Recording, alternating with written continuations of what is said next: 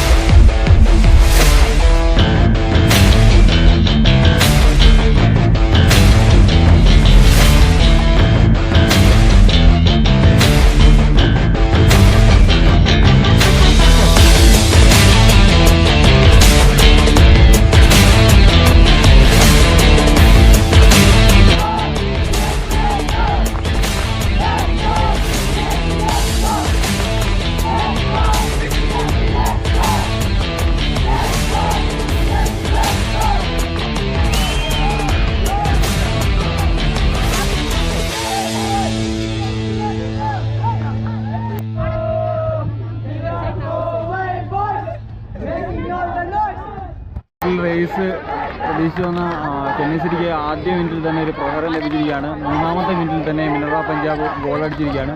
ഏതായാലും ഫാൻസ് നന്നായിട്ട് ചിയർ ചെയ്യുന്ന നമുക്ക് കാണാം.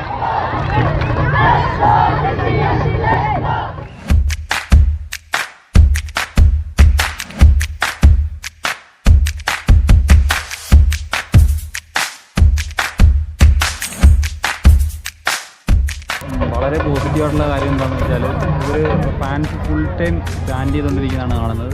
പിന്നെ ഗാലറിയിൽ അത്യാവശ്യം നമുക്ക് കാണാം 2 സൈഡിലും മൊത്തം ഒരുവിധം ഫാൻസ് നിറഞ്ഞിട്ടുണ്ട്. കാരണം ലീഗിലെ ഏറ്റവും ക്രൂഷ്യലായിട്ടുള്ള മത്സരമാണിത്. ആദ്യ പകുതി ഇപ്പോൾ അവസാനിച്ചിരിക്കുകയാണ്. 1 ഗോളിൽ ഇപ്പോഴും മിനർവ പഞ്ചാബാണ് മുന്നിൽ നിൽക്കുന്നത്. ഏതായാലും 2-ാം പകുതിയിൽ ഒരു മാറ്റം ഉണ്ടാകുമെന്ന് പ്രതീക്ഷിക്കുന്നു. സെക്കൻഡ് ഹാഫ് തിരുമ്പി വരുമോ அந்த East Bengal Gokulam FC match draw ஆனால் கூட சாம்பியன் ஆகிடலாம். ஒப்பீனியன் சொல்லுங்கள். ட்ரா ஆனால் கூட சாம்பியன் ஆகிடலாம். ஆனால் நம்ம கண்டிப்பாக திரும்பி வரும். அட்லீஸ்ட் 3 போடும். ஓகே. மேன் சிட்டி ஒரு ஹேட்ரிக் காது.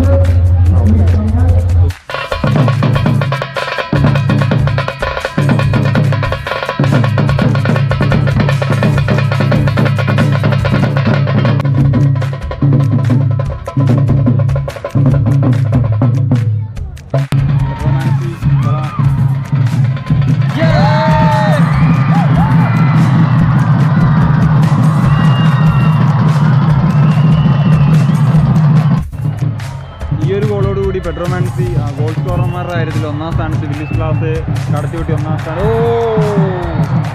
ഒരു അടിപൊളി ചാൻസ് ആയിരുന്നു പെട്രോമാൻസിയുടെ ഒരു ഹെഡർ, പക്ഷേ അത് പുറത്തേക്ക് പോയിരിക്കുകയാണ്. ഇനിയൊരു ഗോളും കൂടി അടിച്ച് മത്സരം ചെന്നൈ സിറ്റി FC കൈപ്പിടിയിലാക്കാനായിരിക്കും ചെന്നൈ സിറ്റി നോക്കുന്നത്. ഏതായാലും മത്സരം 59 മിനിറ്റ് ആയിരിക്കുന്നു. 1-1 ഈ മത്സരം പോകുന്നത്. മറ്റേ ഈസ്റ്റ് ബംഗാൾ വേഴ്സസ് ഗോകുലം മത്സരം ഇപ്പോഴും 0-0 ഡ്രോയിൽ പോയിക്കൊണ്ടിരിക്കുകയാണ്. ഏതായാലും ഈ ഒരു മത്സരത്തിൽ ചെന്നൈ സിറ്റി ഇനിയും ഗോളുകൾ അടിച്ച് തിരിച്ചു വരുമെന്ന് പ്രതീക്ഷിക്കാം.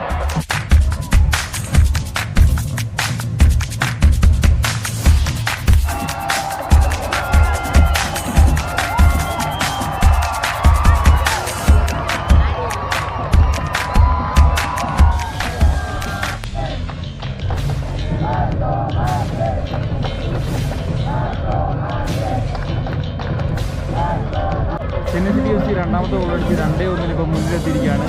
കോഴിക്കോട് ചെന്ന വിവരം അനുസരിച്ച് ഇപ്പോൾ ഗോകുലം കേരള 1 ഗോളിന് മുന്നിൽ നിൽക്കുകയാണ്. മാർക്കസ് ജോസഫാണ് ഈസ്റ്റ് ബംഗാളിനെതിരെ ഗോൾ അടിച്ചിരിക്കുന്നത്.